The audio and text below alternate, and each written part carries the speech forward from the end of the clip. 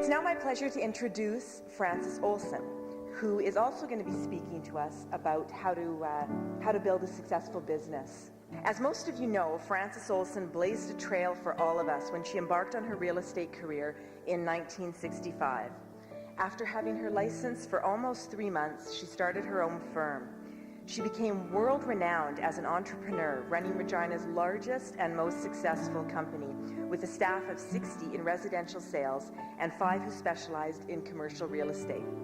She was featured in many radio interviews, newspaper articles, magazines, and was asked to deliver her message at many public speaking events around the world.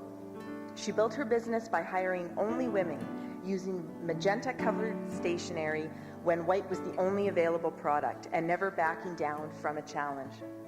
Her list of accomplishments is too long to mention here, but in short, she has been named as one of Saskatchewan's Heritage Women and was once nominated as Lieutenant Governor of Saskatchewan.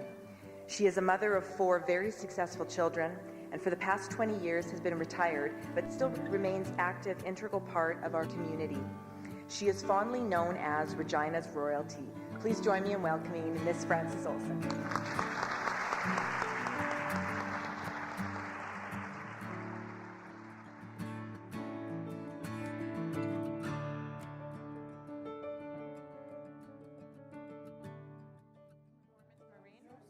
I think that's it, Yeah. yeah. I know, we bought our boat there.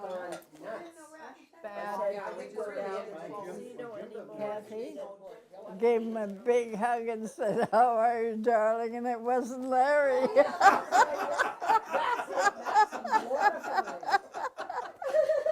you know who it was? No! These wonderful friends of mine are the Out of Order girls from the Imperial Order Daughters of the Empire. We quit and we started in 1952 as a chapter, and the young girls don't join anymore, and we got tired of doing all the work, so we still wanted to be friends. So we're having a Christmas party tonight at Beth McCaddy's beautiful home, and we're all happy. My grandpa, Harry Emerson, came to Moose Jaw from England in 1905, and he ordered this house from the Eaton's catalog and put it together. And then he sent for my grandma and 3 children to come over from England. It took them 2 weeks on the ship, and then the trip by train across Canada to Moose Jaw. I used to think this house was a mansion. I thought it was so big. And I used to play upstairs in the attic all the time. I was born in 1928 during the Great Depression. My mother and father married, and they had 1 son, and 11 months later they had me. My father owned a butcher shop. He was only 18 years old, and he lost it during the Depression. And my mother said it was so sad to watch him every day. He had to walk across the prairie and go and dig out River Park in Moose Jaw, and for that he would get a bag of potatoes and a bag of coal once a week, and that's all they had to live on. This is a picture of Roy Mitchell, my father. He was only 5'6", and he came to my office on College Avenue when I was working, and they were so against me going to work. They thought married women should be home with their children.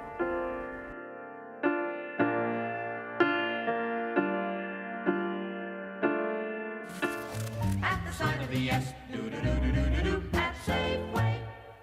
My father was offered a job as meat buyer for Safeway.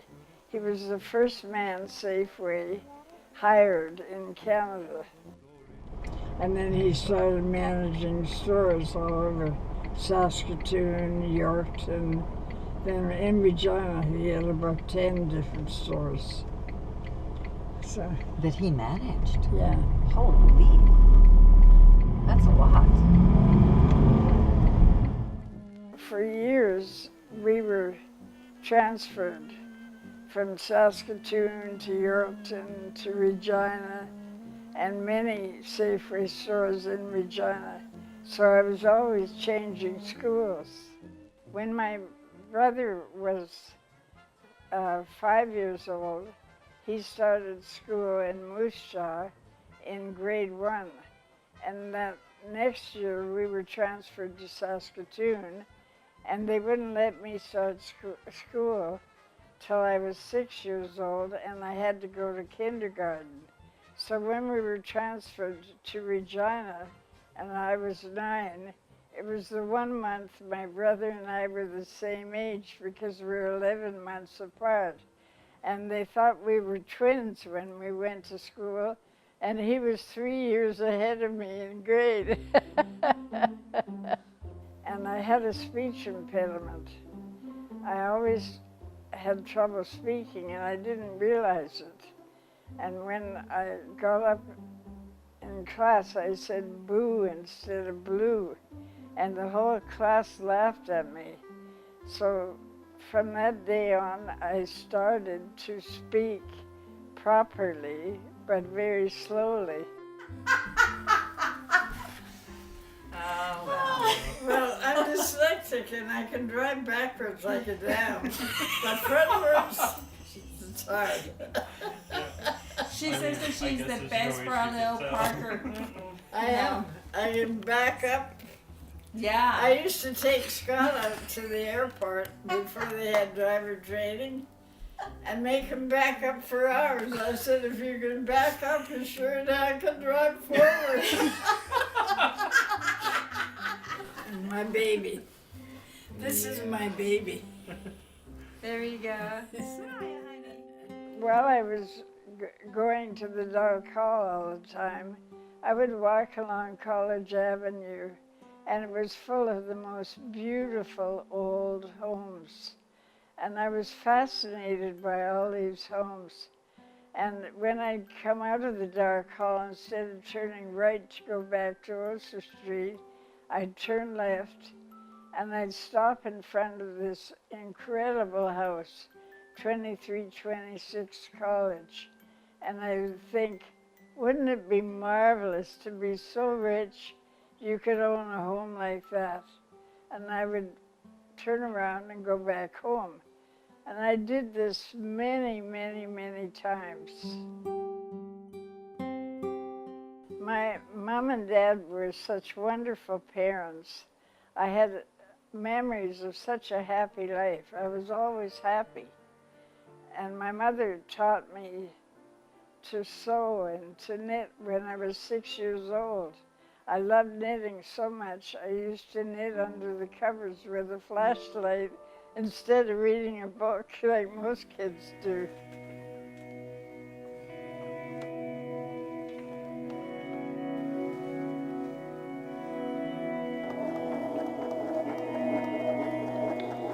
I love fabric. I'm a fabric artist. So when I find a piece of beautiful fabric, I either make it into a picture or something to wear. When I see a beautiful fabric, my mind starts going how it would look if I wore it. And so I'm crazy about fabric. I touch everything I see. When I go in a fabric store, I touch 200 pieces of fabric. And when I find the one that I like the feel of, I pull it out.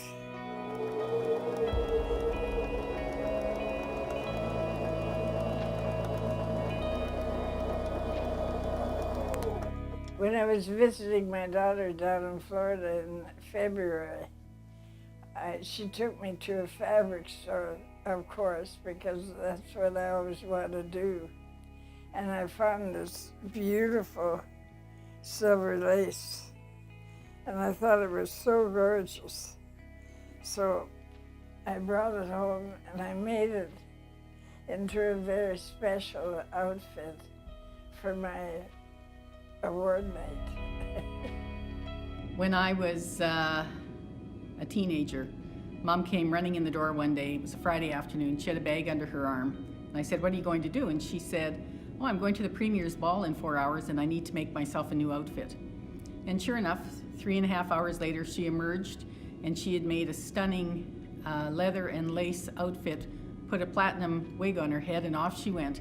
And the next morning, it was her picture on the front page of the Leader Post. It takes me about 8 hours a day for a month to do a picture like this. And the hardest part is finding the fabric that looks like the cinder blocks. Now, the way I did this, I had orange tea towels, and we had a flood once, and we had to wipe our counters and everything with bleach. So some of them were bleached, and I thought, that's perfect, because the way the Mexicans paint their houses, nothing matches. They start at the bottom with a brush and go up and let it drip down, and it's all cinder block.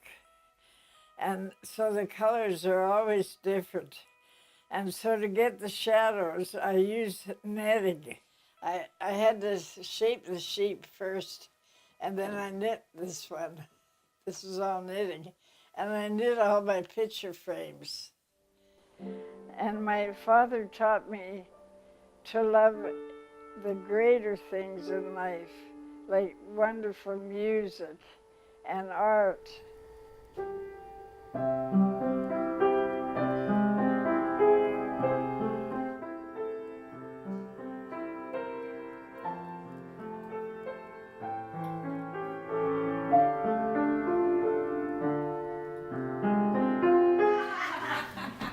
Yeah. Your little grandma.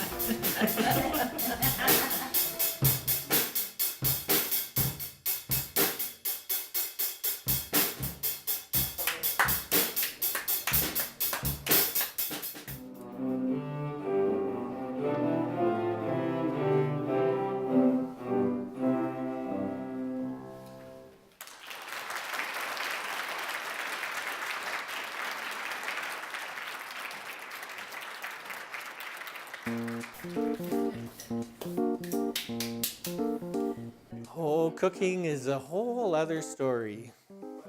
I was very naive as a child, and she would cook things that I would love and none of the other kids would eat. And so I really, until I got older and realized that it wasn't very good cooking, and, people had to tell me it wasn't very good.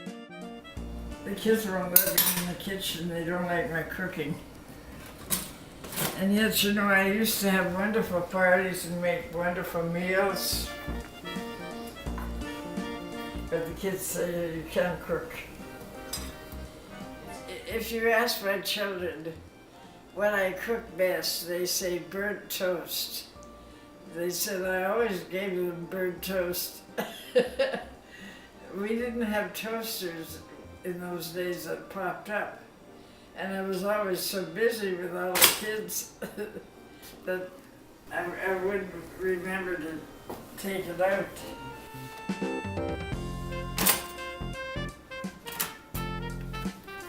Look at this sporting form, bud.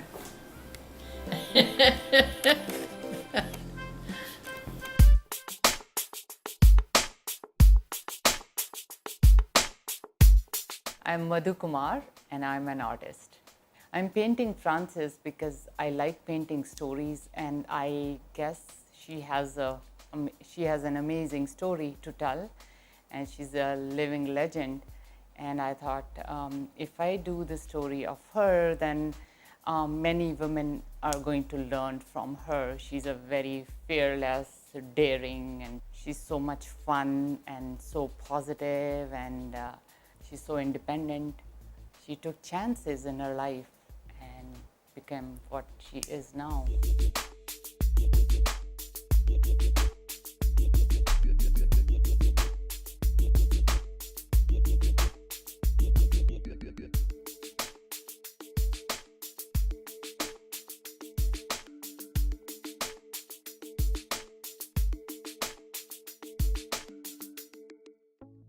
Hi, I'm Val Moker, and I've been an artist for 25 to 30 years.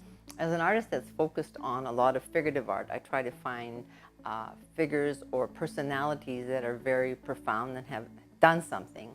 And Frances Olson has definitely been at the top of my list.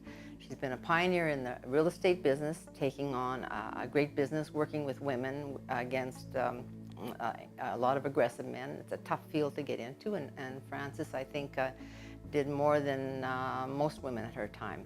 And so in this painting, I tried to marvel at the fact, and that's something she always says when you ask her how she's doing, she always says she's marvelous. So I thought, okay, marvelous means it's a glow, something very profound, something very amazing, something that's every morning that she look up to. And so this piece of Frances, I wanted to make her face glow. And in Celebrating Life, which is the title of this particular piece, she's celebrating life with one of her strong colors of red, of course.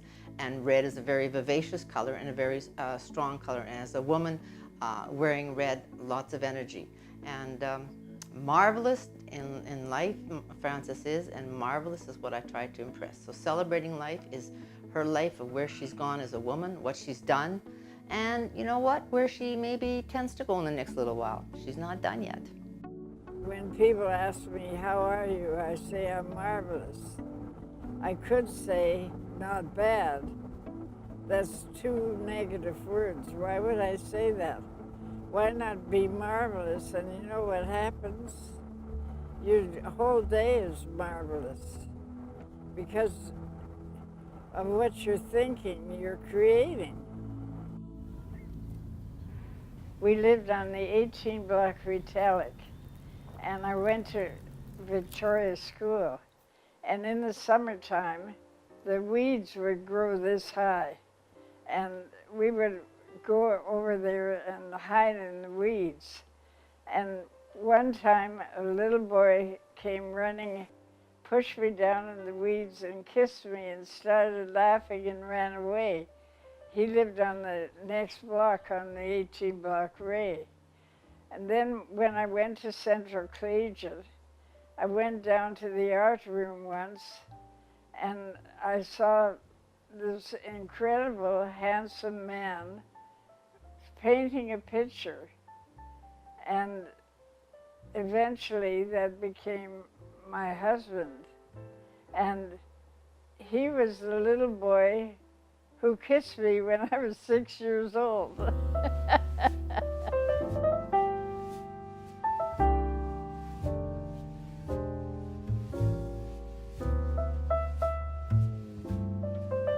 I always considered them really quite a loving couple to each other. You know, even though obviously they had their quarrels like everyone does, but I thought they treated each other quite nicely.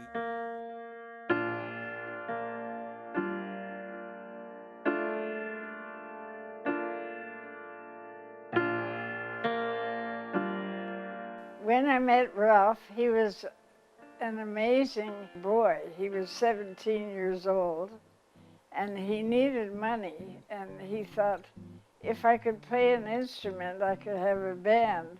So he saw an ad in the paper for a saxophone, and he phoned about it, and he had no money. So he made arrangements with the owner to teach him the keys and how to blow the horn. And 6 months later, he had his own band in the Trianon Ballroom. And he was amazing, and he always played by ear.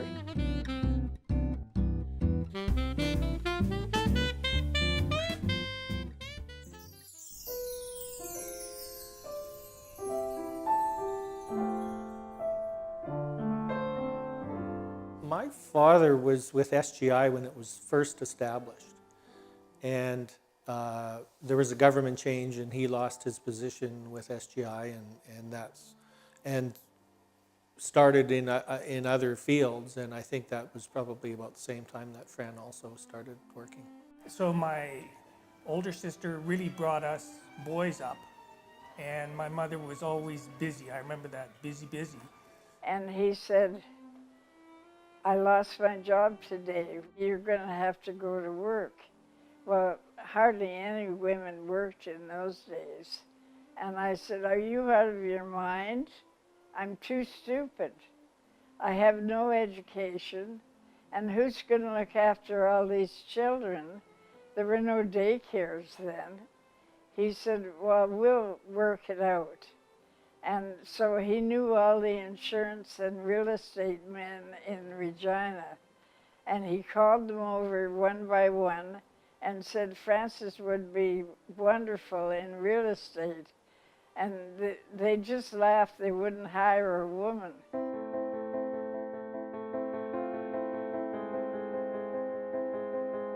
And I started out with Willie Francis from Gamble Agencies, and we were called the Gamble Girls. Well, all the real estate men gave us a really bad reputation, saying we slept with our customers to sell a house. And Willie heard them talking about me one day in a restaurant, and he said, you know, I can't afford to have you use the Gamble name when they're talking so bad about you. And I said, but Willie, you know me. You know that's not true. He said, but I can't afford the reputation. So I took $10,000 out of our general account and I gave it to him. And I had to change my name. So I thought I'll use Frances Olson, because everyone used to ask me if I was Mrs. Gamble.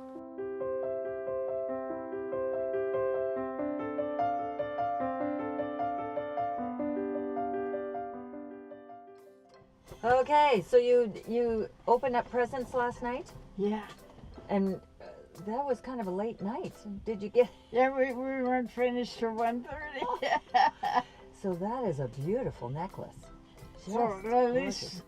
made it. She strung it all. Wow! Oh my goodness! The little ones are pearls. Oh, yes, the little And black pearls. This is camelite, or this is. Yeah.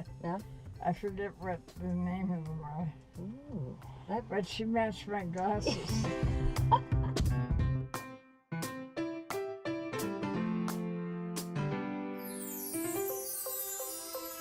So he said to me, well, start your own company and hire only women because they work harder than men. I saw that at government insurance office. So I started using the name Frances Olson, and in 6 months, we had the biggest month we've ever had. People maybe aren't aware or don't appreciate that Frances started her business when she was 37 years old, had no money, absolutely started with no money, and 4 kids at home, 4 little kids.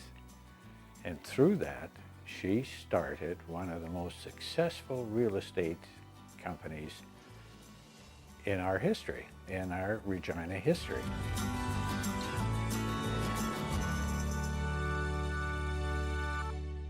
You have to admire a lady like her. If you don't, she'll disown you. Truly a legend in her... Truly a legend in her own mind.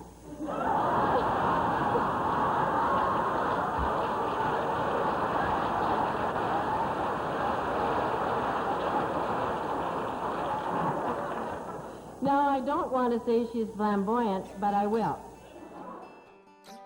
She was not trained. She did not have to learn. She did not have life experiences that made her the way she was. She was born with an ability to read people. And she could put together a marketing plan or understand how a person would respond to any aspect of real estate.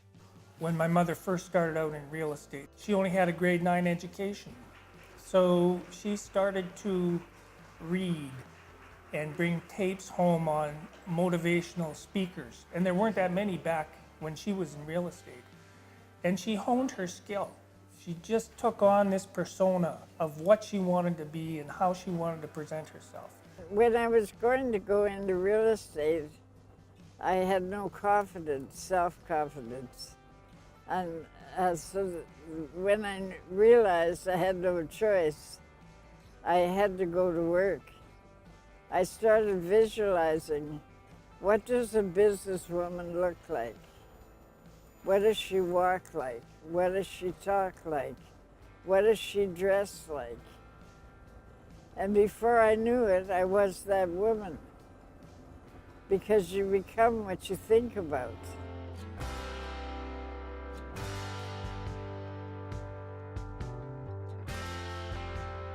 People always ask me why Mom was so successful and what she did differently. I think we can pretty well say she did everything differently. Right from the beginning when she started to use purple stationery before it was even available, her purple signs. But it was really her guts. You know, she just had the impetus and the initiative to walk into a stranger's office and ask for business. And that's still what it takes to do business today. Her color is purple, and we had purple signs. We had purple office. The house, Francis Olson's house was purple, and everything's purple. And we had purple hats for a while, but even if they were purple, you wear a hat. She said, you make sure you do your makeup, get up in the morning, and you go, if your hair is stringing or what, pull it back, stick a hat on, and go and smile. And you know, if that phone rings, and believe me, it works. In 1965, when I went to work, I was very artistic, and I couldn't stand the way the realtors were handling. They put cardboard signs stapled on houses, so I designed a very beautiful French provincial sign with a purple orchid in the corner, and I wanted it all magenta.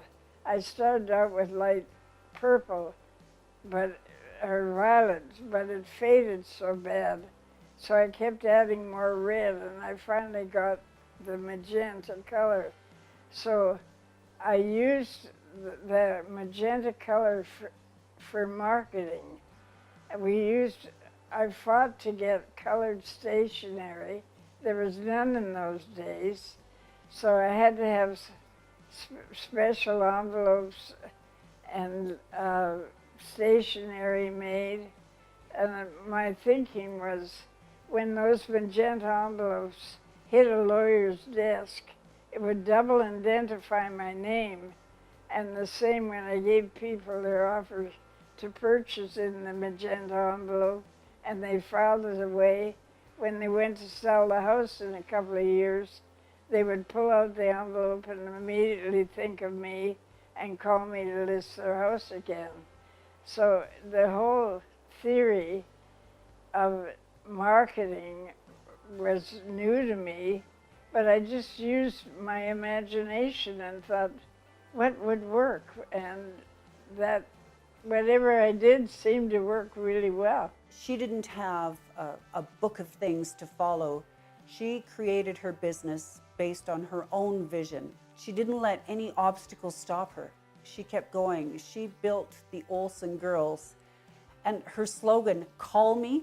Even people today, when you mention the name Francis Olson, they'll say, oh, Francis Olson, call me, I'm Francis Olson. That will live on forever and ever. I'm Francis Olson. Call me, because I'm marvelous. Whether it was selling houses or when she was motivational speaking, because she did that for a while, and no matter what she was doing, if she was in the room with you, you were important to her, and you felt that you were important to her, and she could sell you anything. Fran had an amazing ability to influence people in a natural way that you could not teach. Perfect example. One summer day, Fran and I and my wife Lee drove out to Pasqua Lake. One of her agents was having an open house, so we thought we would stop in and see how she was doing. We walked in, the place was empty. The agent was sitting by herself. There was no chance of a sale. Fran made sure we had a bottle of wine, which we always did. And we took that bottle of wine and went out in the front deck and looked across the water of Pasqua Lake. And we were having a party. Fran, Lee, and me. The agent came out, joined us for a glass of wine. All of a sudden, a couple came in to see the open house. And they saw us out on the deck. So they joined us, and we had a party. Well, Fran, Lee, and I, we finished the wine, we got in the car, and we drove away. Fran's agent sold the house. They didn't care whether the inside had paneling or pink walls. They just wanted the party, and Fran presented the party in a natural way. And that's how she sold houses.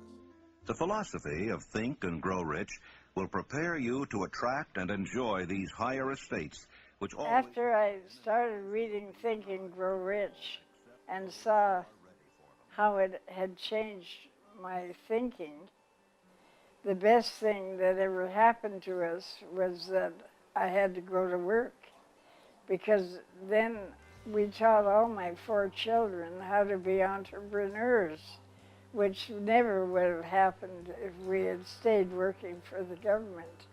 So adversities are good for you, and look forward to them. Don't be afraid. And she lived by those rules that she learned, and you know, that's really, she was self-taught. And today she has many mentors, you know, people, young women who want to get into business come and talk to her and ask her, how did you do it? How are you so positive? And you know, it was over time reading these books and these tapes and believing in them, and that's just the way she developed her skills.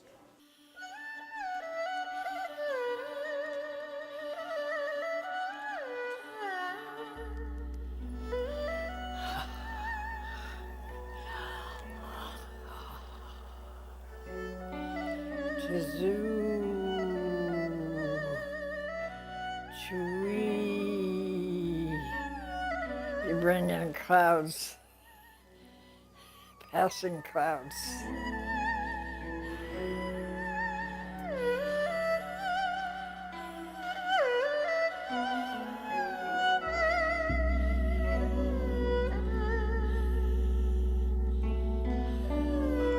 And the very end is this one.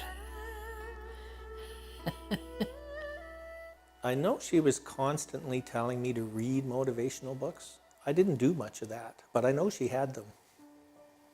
I don't remember much about books on audio. My sister listened a lot to that, but I don't recall my mother having a lot of that. When we were kids growing up, Mom always played motivation tapes at the breakfast table, and sometimes to great annoyance to everyone else in the family. But she would typically play Norman Vincent Peale, Maxwell Maltz, you know, the old traditionals. But even today when we go to the bookstore, I always find her in the motivation book section. That is. And this book is so incredible. And there's the happiness and the enjoyment of living. I've been reading it, so if I have to talk, it gives me some nice things to say. And when people get married, there's a passage in here I always copy. It's beautiful.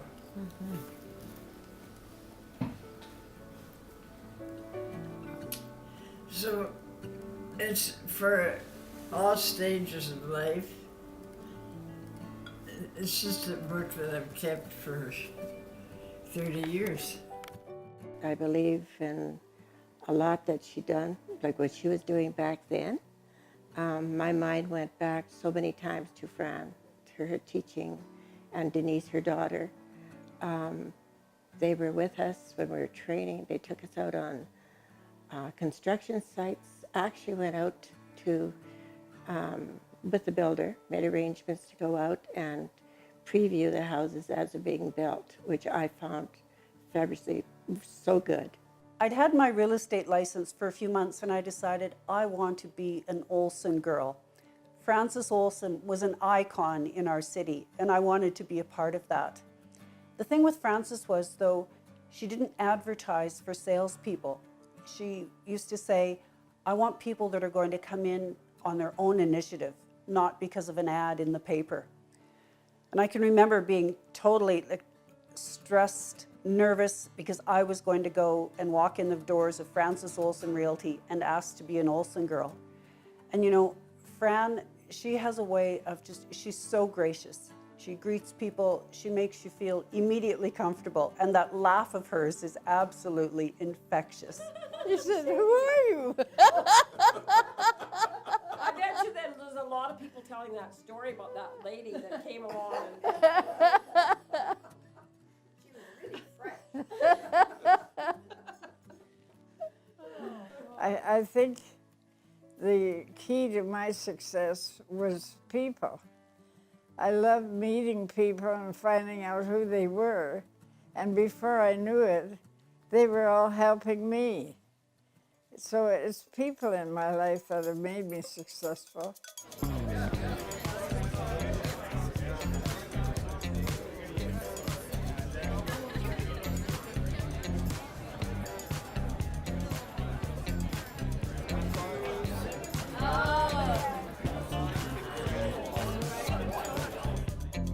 When we were growing up as kids, Mom and Dad were so social. And Mom was entertaining people constantly at our house. And so almost every night there was people at our house. And we just got used to the fact that when we woke up, there might be people there. And lots of times Mom would wake us up, introduce us, put us back to bed. And so we became a very social family because of all the interaction.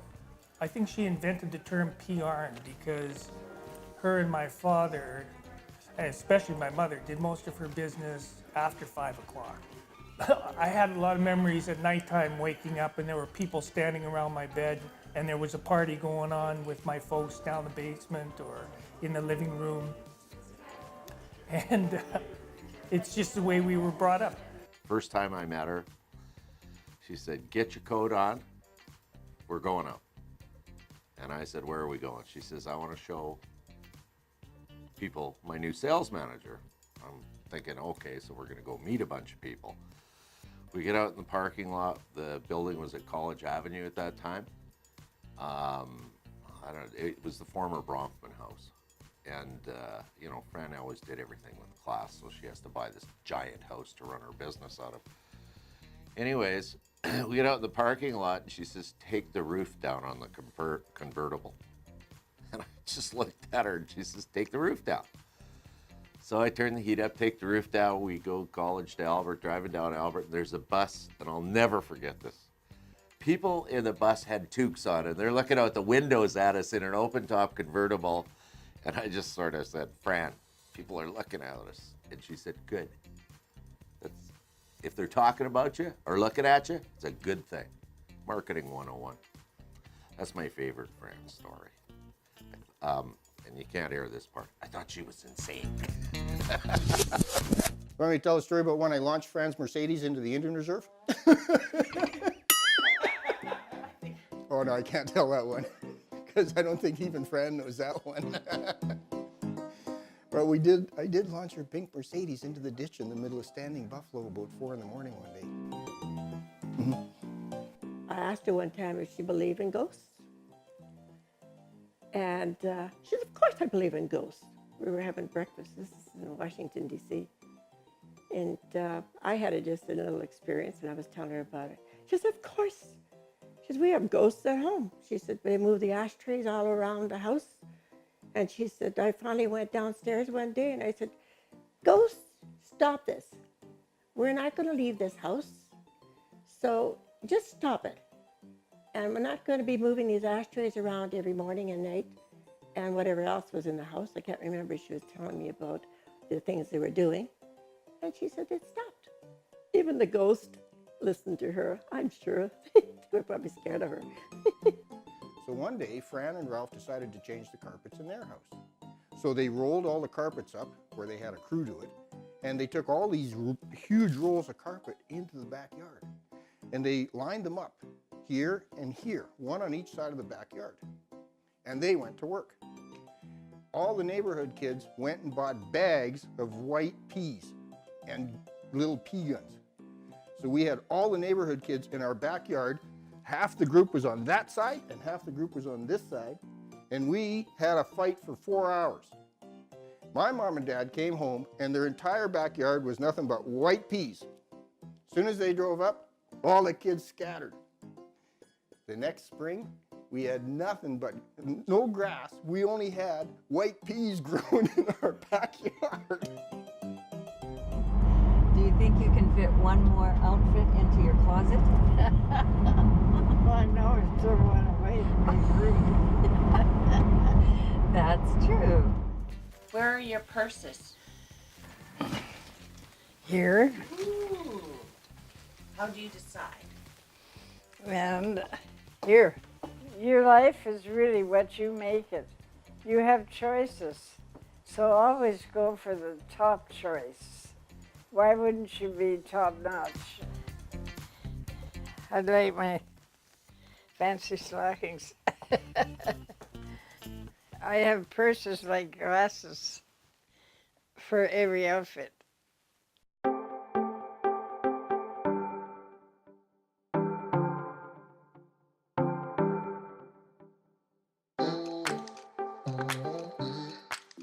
I always wore contact lenses because I'm vain. Okay. I didn't want to wear glasses. So when I went to Cabo San Lucas, it was so dusty there, it bothered me wearing the contact lenses. So I started wearing my glasses, and I decided I have to have glasses to match what I'm wearing because it's like a piece of jewelry. It's part of the outfit. So that's why I have so many glasses. When I travel with her, doesn't matter where we go, total strangers will walk up to her and ask her questions. Where'd you get your glasses? Where did you get that lovely cape you're wearing? Are these glasses okay? Yeah, they look awesome. She had a heart of gold. My wife was redecorating our house. Fran took my wife over to her house and started picking furniture out and saying, oh yeah, just have Bill take it over. So she gave us a whole bunch of stuff for our house, and she was happy to do it, and she helped my wife decorate, and she always has time for everybody, which is a very rare trait these days. One thing she probably doesn't know is that she made my wedding dress. She made a dress for her daughter, Denise. And I was getting married, and I was talking to Denise one day about not knowing what I was going to wear. It was just going to be a ceremony at a Justice of the Peace. And she said, you know, I have just the thing. Fran made this dress for me, and it's not something that is really my style, and you should wear it. And so Fran probably doesn't know, but it was a beautiful lace dress that I wore for my wedding. I still have it. And what did I get for my present? In a beautiful gray Olson Goldsmith box. One of the necklaces that I said I liked. She gave it to me. And it was one of the first pieces that Derek made for her.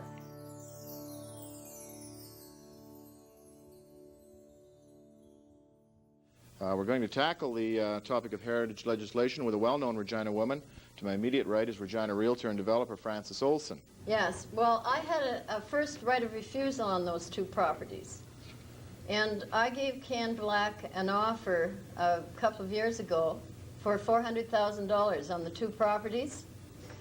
And then he got another offer for $500,000 at the same time. There was no mortgage money in Saskatchewan.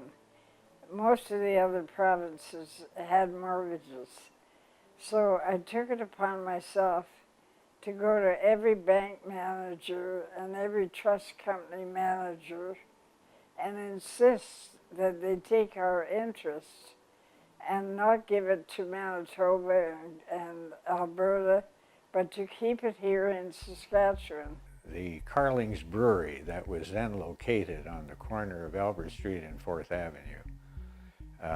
Before it was made public, Fran found out that it was going to be sold. She immediately called a real estate developer that she knew in Winnipeg, Harvey Kornberg. I said to him, you know, Carling's is a real buy.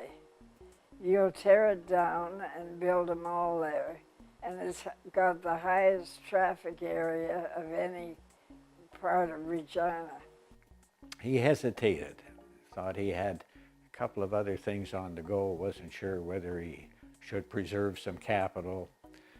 But Fran said that she'd give him the rest of the day. If she hadn't heard from him by the next morning, she would probably go to a Regina businessman that she was sure would be interested in sell him the building. So I hung up the phone and I phoned Albert Abdullah. And I said, Albert, they're selling Carlings, buy it. It's a steal at $1 million. He said, okay. When she got back to her office, there was the Winnipeg businessman.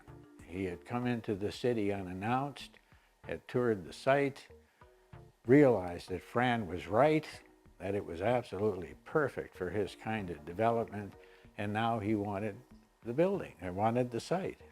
I said, you're too late. I've told you I was going to sell it to Albert Abdullah.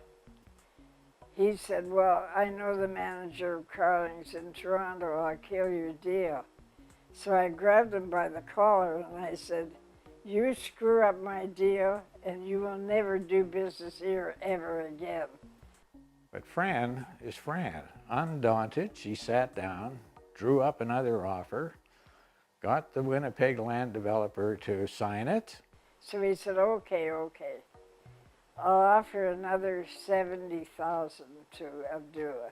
Had a nice premium in it, went back to the Regina businessman and convinced him to sell it to the Winnipeg developer. So I went to Albert Abdullah and I said, look, Albert, I just made you 70 grand and you haven't even given me a deposit on the $1 million. And take it. He said, good deal. So he signed it. So I sold Carlings. The next time I got full commission on the second one. I sold it twice in one day. That afternoon she was talking to her daughter who was in Edmonton. Denise was finishing off a commercial real estate course that she was taking. And Fran talked to her and said to her how things were going, and Denise kind of allowed that it was a difficult course, a lot in it. Fran let her go on for a while, and then she finally interjected and said, while you're up there learning all about commercial real estate, I sold the Carling site today twice, full price, both times. And that's just my favorite Fran Olson story. And that probably typifies Fran more than any other story that I could tell you. Isn't that amazing? I thought, now where were the commercial realtors in Regina? You know what they would be doing? They would be phoning Carlings for a listing. They won't show it unless they have a listing. Do you see the difference? I phoned them and said, I've sold it. The thing people need to know about Fran is that no is not in her vocabulary. If someone says to her it can't be done, time after time after time, I've just seen her say, watch me do it. And she does.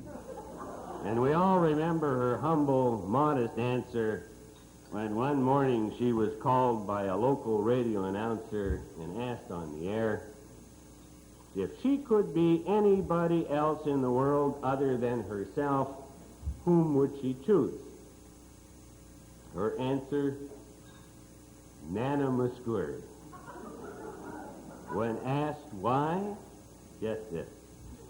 She answered, because she sings Danny Boy just like I do.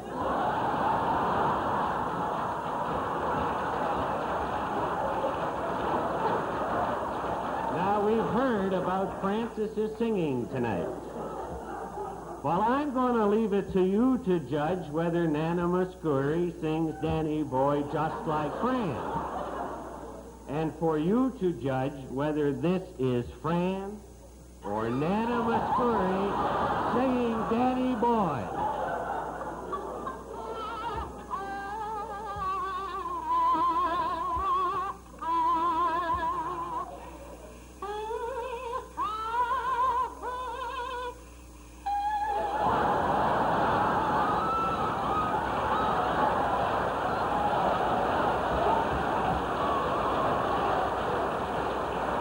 One day while I was opening my mail, there was a letter from the Human Rights Commission. I opened it, and it said that they had a complaint that I was discriminating against men by not hiring men, because I had all ladies working for me. So I started to laugh, because just at that time, Royal Trust Office was selling its real estate department, and I was buying it, and I was getting 2 or 3 men. So I put them on the road selling country hotels, so they weren't in the office much anyway. And we became the biggest country hotel salespeople in the province. I remember once somebody saying, well, how come there's no men at Francis Olson Realty? And Francis said, well, I don't have a problem hiring men, it's just none of them have ever shown up. Maybe they didn't want to wear hats. And one day I got a phone call from a man, Mr. Kerr, and he said, I'd like you to come and list my house. So I went down, and it was 2326 College Avenue. My house that I used to stand in front of and say, it must be wonderful to be so rich to own a home like this. And I walked in, and I bought it. And I turned it into the most incredible real estate office. I left the building set up just like a home. So when people would come in, I would sit them down on a sofa and work on the coffee table. Because when you sit behind a desk, you have that wooden barrier between you and your clients, and you intimidate them. But I always sat beside them, and they felt comfortable. I didn't learn to drive a car till I was 36, but when I was 37 and had to go into real estate, I was such a poor driver that people bought the first house I showed them so they could get out of the car. Okay, so I'm thinking that maybe I'll drive there, and you drive back, okay? When we were talking about your good driving skills in Mexico last night, I thought, okay, but this is a smart car. It'll drive all by itself. All you have to do is just...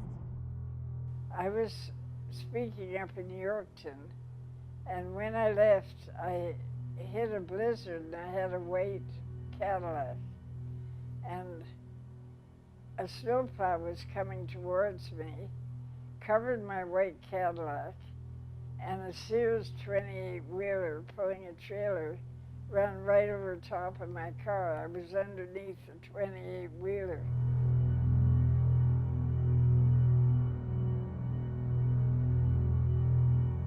The story came that Francis Olson had been in a very horrific accident. It had a devastating effect on Fran, and the injuries she suffered were quite serious. And so she, kind of at the last minute, did not take her convertible, and she took a bigger car, but it was white, so probably was not seen very well in the snowstorm.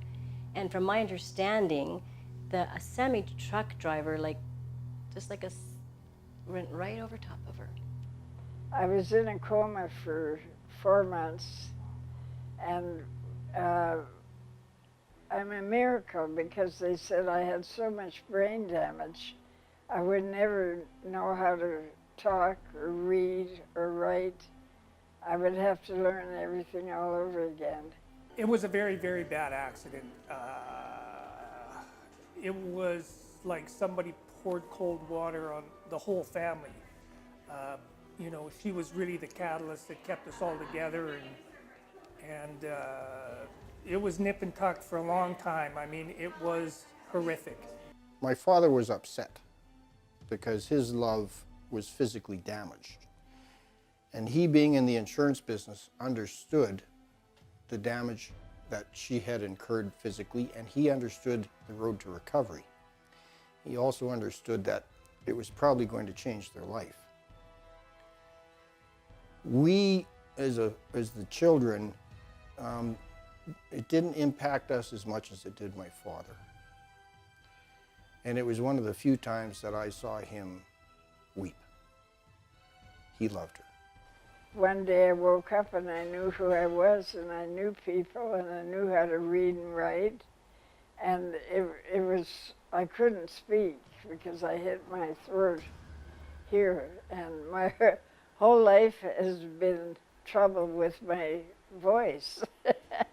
There were certain things that I knew that she still needed help with. And then I was told that you should try to take her outside, get her lungs working. Like, you need to sing, get her walking, get her working, doing something. And when I would tell her what to do, she didn't like that very much. And I remember, aside from making her walk around the lake, which she didn't like that very much, I would make her, we'd go outside in Griffin's Walk in the middle of the bay, and I'd make her sing, and she'd say, I can't.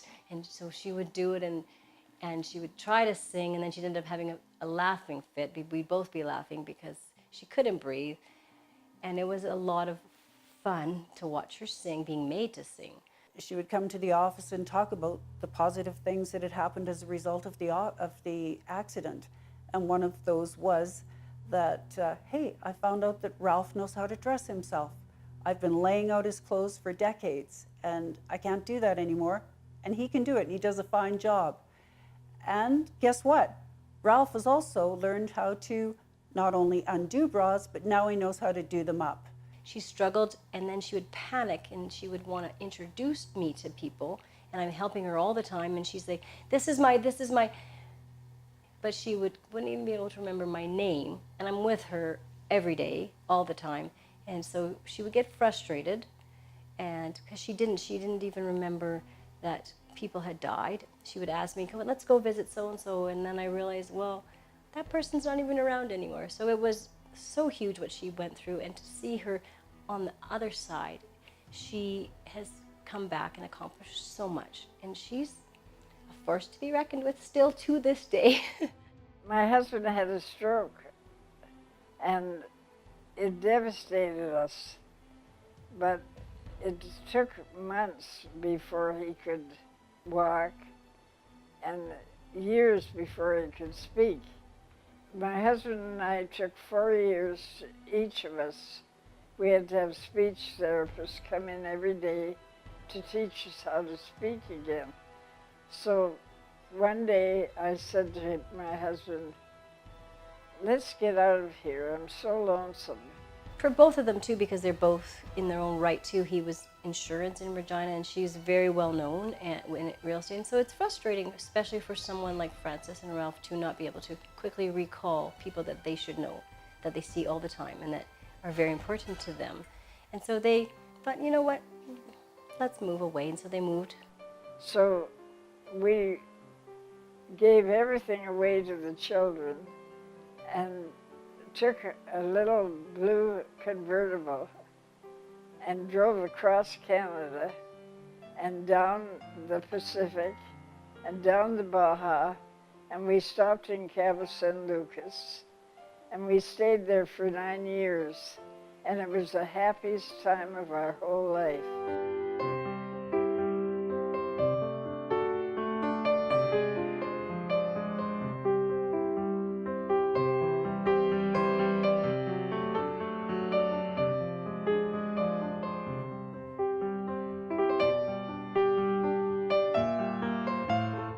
Now, if we hadn't had the adversities, we never would have achieved that.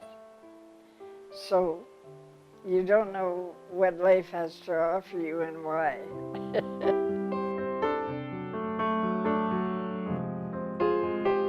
And then when I went to Cabo San Lucas, 3 of us girls were having tea one day and said, we should have a network. So we started with the 3 of us, called ourselves the Cabo Tomatoes. And now I understand that there are 800 members in the Cabo Tomatoes. and it's still going strong 30 years later. There came a time when Ralph was having so many strokes. I thought, I think I should get him back to Canada. So we have Medicare, of course, and my children are there to look after me. So that's when we decided to come back to Canada. We built a wonderful loft on the Scar Street Mall. And then he was only there a year, and I had to put him in the Wascana. And he was there 9 months before he passed away.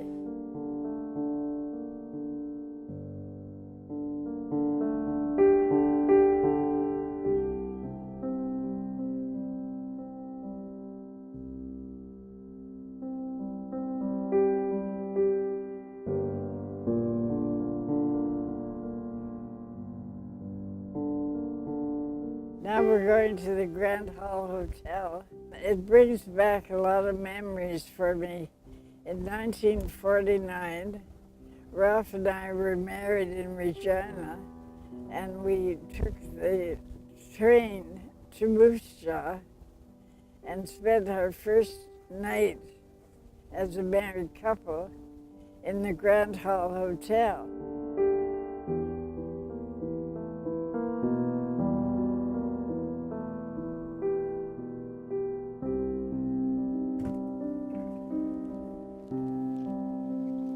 I got you. Is that icy, eh? Yes, it is.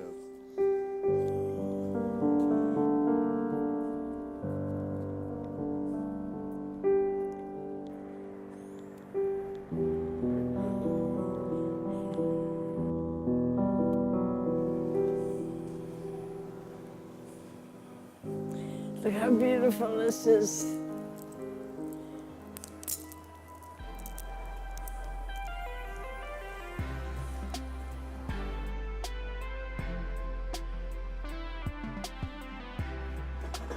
Now, I got this wonderful teapot at the Mackenzie Art Gallery. Oh, it's awesome. And I call it Frances because look at the big diamond on her, on her hand. Right hand. To Frances. I have to attribute some of my success to Frances because she's always advertising, she's always talking about us, and every day someone mentions her name when they come in the store. So she certainly has had an impact on our business over the years. Well, I think it's amazing that people have remembered me, and I haven't worked for 31 years. Frances will never become invisible. You know, she's always reinventing herself, not even reinventing herself, but taking on new ventures. I can recall one time she phoned and she said, "Mariel, I've been asked to give a speech about retirement. Would you like to come?" So I went to this speech that Frances was giving, and her words of advice to people were, she said, "My son-in-law says that at the rate that I spend money, I have to die at 82. That's my retirement plan." Well, that was many years ago, and Frances is still going strong. I'm still working every day, because you're only happy if you're working. And what I mean by working, I wake up every day and I know I have something to do. And I'm doing what I love doing. I'm sewing and designing clothes, and making fabric pictures, and knitting. And I think you're only happy if every day you wake up, you know there's something to do. Frances Olson herself loved people.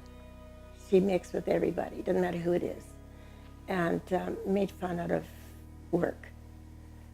And I think that's kind of what made Frances Olson and the team, because we all like being together. It's like a family.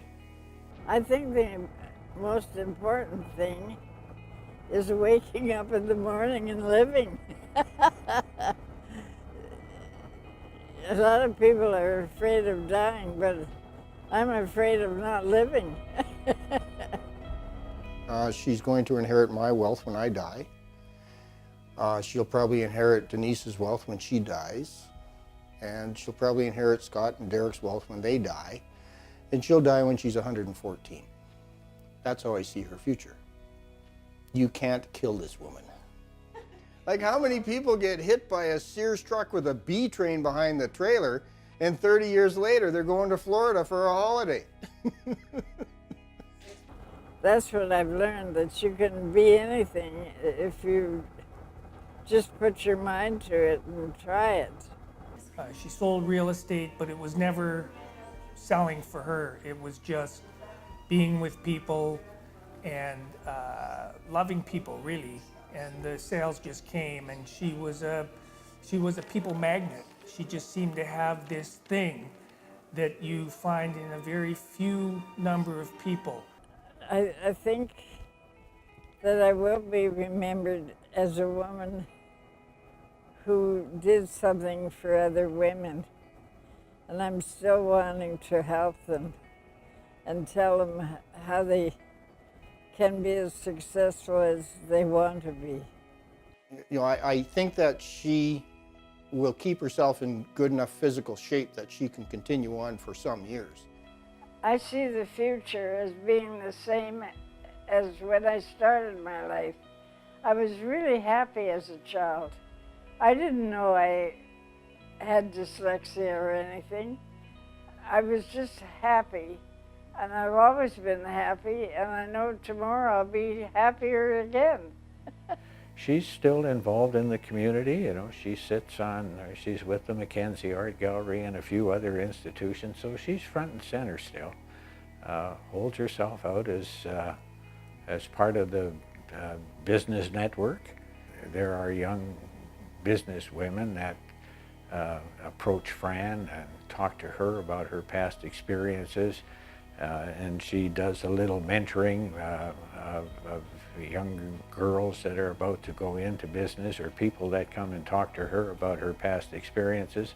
I think the biggest compliment is when girls say, I want to be just like you.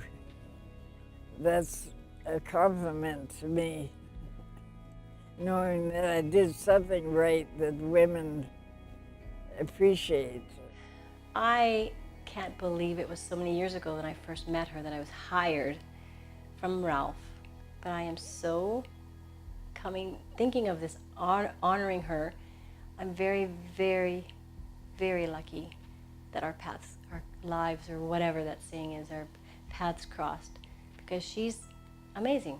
And my life would not be the same without her. It was a hell of a ride, Fran. And I was glad to be glad to be on the train. I would like to thank my mother, who taught me to have a love affair with life. And would you please stand, Mother? Mabel Mitchell.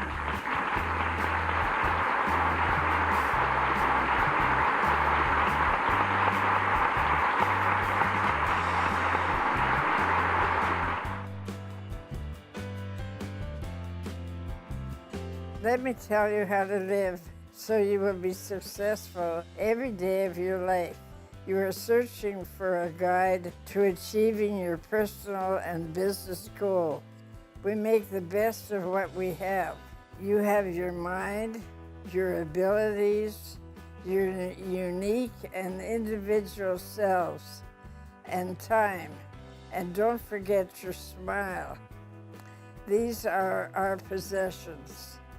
This is really an enormous amount of wealth that each of us has. Most people are not aware of their hidden talents.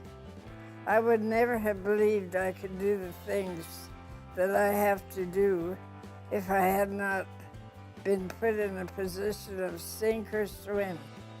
We do not explore our talents fully. We level off short of our full ceiling.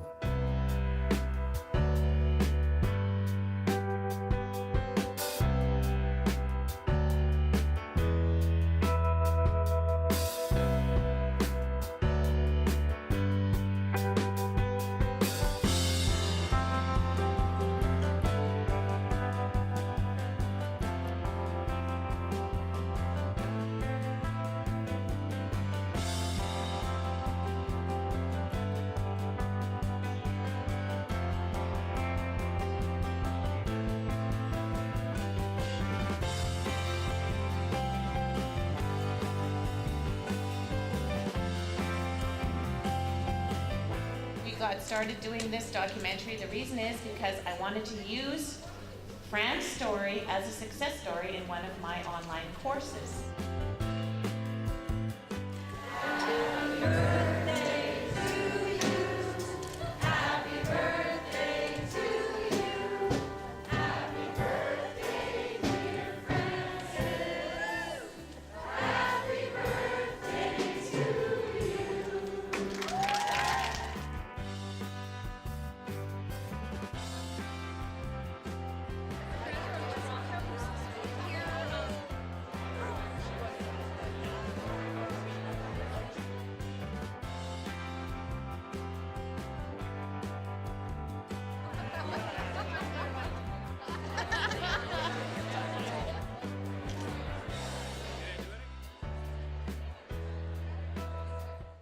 Isn't this an incredible picture?